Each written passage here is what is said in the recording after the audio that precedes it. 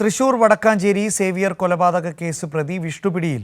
കൊലപാതകത്തിന് ശേഷം ഒളിവിൽ പോയ പ്രതിയെ തൃശൂർ മെഡിക്കൽ കോളേജ് സമീപത്ത് നിന്നാണ് പിടികൂടിയത്. ശരത് ഓങ്ങല്ലൂരുണ്ട് വാർത്തയുടെ വിശദാംശങ്ങളുമായി. ശരത്ത്, ഉത്രാളിപൂരം നടക്കുന്നതിനിടെയാണ് സേവിയറിനെ പ്രതി വിഷ്ണു കൊലപ്പെടുത്തിയത്. ഇപ്പോൾ വിഷ്ണു പിടിയിലാകുകയും ചെയ്തു. എന്താണ് വിവരങ്ങൾ?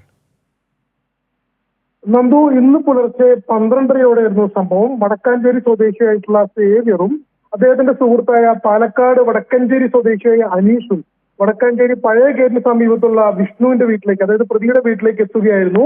മൂവരും സുഹൃത്തുക്കളാണ്. വീട്ടിലേക്ക് എത്തിയ സേവ്യറും അനീഷും ചേർന്ന് വിഷ്ണുവിനെ വീടിന് പുറത്തേക്ക് വിളിച്ചിറക്കി. തുടർന്ന് മൂവരും സംസാരിച്ചു. അതിനിടെ അത് വാക്കുതർക്കമായി മാറി.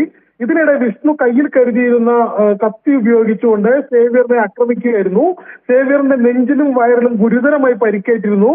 ഇതിനെ തുടർന്ന് പ്രദേശവാസികൾ ഇവരെ മുളങ്ങുത്തുകാവിലുള്ള മെഡിക്കൽ കോളേജ് ആശുപത്രിയിൽ എത്തിച്ചെങ്കിലും ഇന്ന് പുലർച്ചയോട് കൂടിയിട്ട് സേവ്യർ കൊല്ലപ്പെടുകയായിരുന്നു. കൂട്ടത്തിൽ അക്രമത്തിൽ പരിക്കേറ്റ അനീഷ് ഗുരുതര പരിക്കോടെ ഇന്ന് ചികിത്സയിൽ കഴിഞ്ഞുകൊണ്ടിരിക്കുകയാണ്.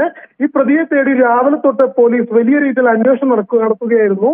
ഇതിനിടെയാണ് വടക്കാഞ്ചേരി സേവ്യർ വിഷ്ണുവിനെ പിടികൂടിയത്. മെഡിക്കൽ കോളേജ് ആശുപത്രിയിൽ ചികിത്സയിലിരിക്കുകയാണ് സേവ്യർ മരിച്ചിരുന്നത്. ഈ വിഷ്ണുവിനെ പിടികൂടിയതും മെഡിക്കൽ കോളേജ് പരിസരത്ത് നിന്ന് തന്നെയാണ്. അനീഷ് നിലവിൽ ഗുരുതരാവസ്ഥയിൽ ചികിത്സയിൽ തുടരുകയാണെന്നു. ശരത്ത്, ഈ വാക്കുതർക്കം എന്ത് കാരണത്താലാണ് ഉണ്ടായതെന്ന് അത്തരം വിവരങ്ങൾ പോലീസിന്റെ ഭാഗത്ത് നിന്ന് നിലവിൽ ലഭിക്കുന്നുണ്ടോ? നന്ദു, ഇതുമായി ബന്ധപ്പെട്ടുകൊണ്ട് ആദ്യഘട്ടത്തിൽ ഇതൊരു മുൻവൈരാഗ്യമാണ് എന്ന രീതിയിലുള്ള ഒരു വാർത്തകളാണ്, വിവരങ്ങളാണ് പോലീസിൽ നിന്ന് ലഭിച്ചിരുന്നത്.